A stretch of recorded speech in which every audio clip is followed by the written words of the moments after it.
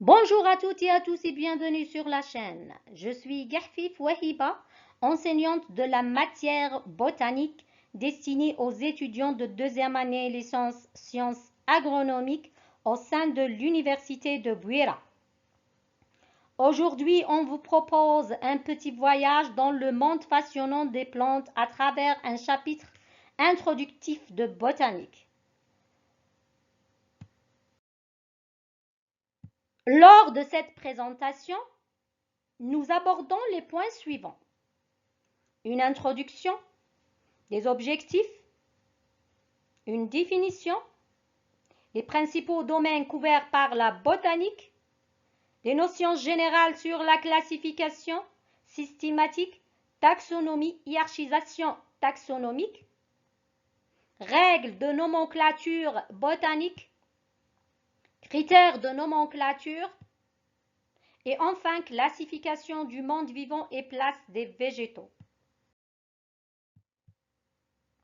Ce chapitre introductif présente les bases nécessaires pour comprendre la diversité végétale, l'organisation des plantes ainsi que leur importance dans les écosystèmes et les systèmes agricoles. En agronomie, la maîtrise de ces notions est essentielle pour améliorer les pratiques culturelles, préserver la biodiversité et développer une agriculture durable.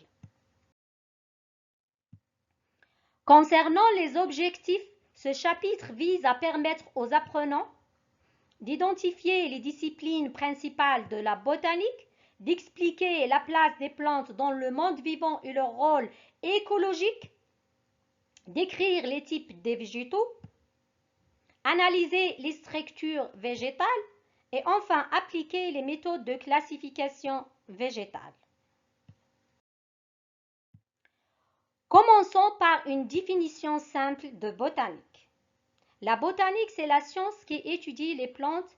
Elle vient du mot grec botanikos, qui signifie qui concerne les plantes. Mais attention, la botanique ne se limite pas à observer des feuilles et des fleurs. C'est une science complexe liée à la biologie, à la chimie, à l'écologie et même à l'agronomie.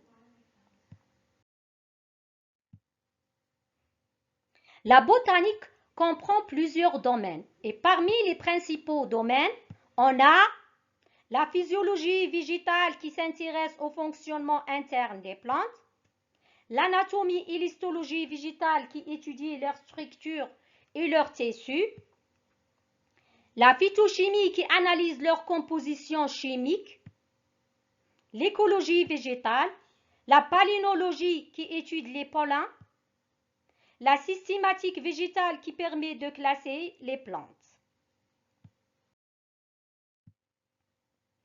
Ce cours contient des notions générales sur la botanique. On a la classification qui permet de mieux comprendre la diversité des plantes, de les regrouper selon des critères bien définis. Deux disciplines sont au cœur de ce travail. Premièrement, on a la systématique qui organise les groupes d'êtres vivants.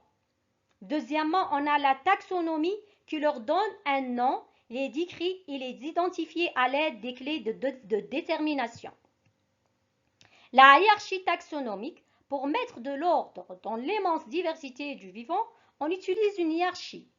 On commence par le règne, ensuite l'embranchement, ensuite la classe. Après la classe, on a l'ordre. Après l'ordre, on a la famille. Après la famille, le genre. Et enfin, l'espèce. Par exemple, l'Ans culinaris est le nom scientifique de la lentille cultivée, avec l'Ans comme genre et culinaris comme espèce. Passons aux règles de nomenclature botanique. Le nom d'une plante suit toujours une nomenclature internationale. Il est en latin formé de deux mots, le genre avec une majuscule et l'espèce en minuscule, le tout en italique ou souligné. Ce nom est souvent suivi de celui du scientifique qui l'a décrit. Par exemple, Avena sterilis, L.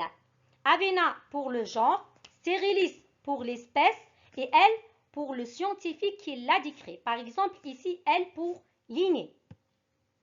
Pour les critères de nomenclature, les noms donnés aux plantes sont basés sur des critères très variés. Il peut s'agir de leur aspect général, d'une partie du végétal, feuilles et fleurs surtout, de la saison ou du lieu où pousse la plante ainsi que de ses utilisations, vertus ou toxicité. On finira par la classification du monde du vivant et place des végétaux. Selon la classification de Whittaker 1978, les êtres vivants sont répartis en 5 règnes. Le premier règne, les prokaryotes. Le deuxième, c'est pour les protistes. Le troisième, ce sont les champignons. Le quatrième, c'est pour les animaux. Et le cinquième, les végétaux. Ces végétaux se divisent en 2 grands groupes. Le premier groupe, c'est le groupe des talophytes. Ce sont des plantes simples, sans vraies racines ni feuilles. Et le deuxième groupe sont les cormophytes.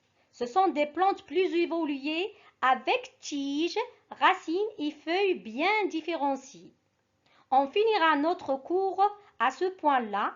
Je vous remercie infiniment pour votre attention et à bientôt pour une nouvelle vidéo, Inch'Allah.